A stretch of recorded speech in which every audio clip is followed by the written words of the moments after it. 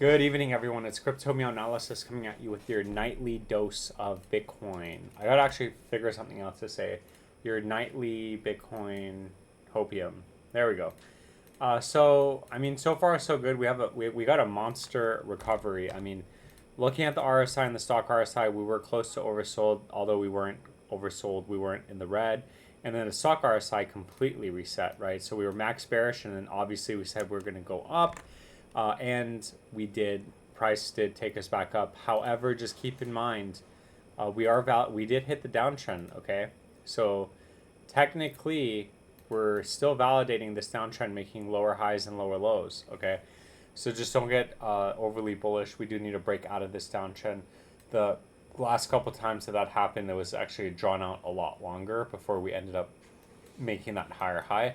Same goes here. This was extended, like we looked at it last time. It was 300 or 213 days before we broke out of this downtrend, while we were making lower highs across the board. I'm not saying this is going to be the same thing, but just keep in mind that that is always in play as of right now.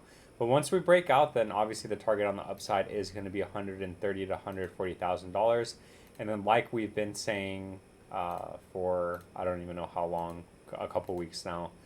As long as Bitcoin stays over 95 and 101, then it's still technically bullish. It's still macro bullish, and the targets on the upside are still valid, and you're still technically making higher highs and validating this giant uptrend that's been forming with Bitcoin. So far so good. But both targets are holding, so my targets on the upside are still valid.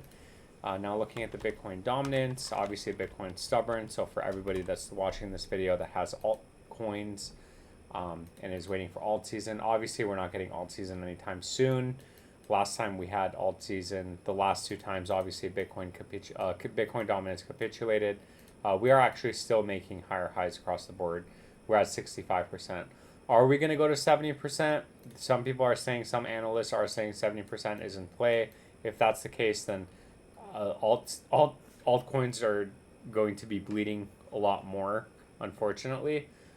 So what I'm just hoping for is basically Bitcoin dominance capitulating, and then us getting alt season, and then obviously the bear market starts. So with that being said, none of this is financial advice. It is all just my opinion. I hope that all made sense. I'll keep you updated, and I'll catch you in the next video.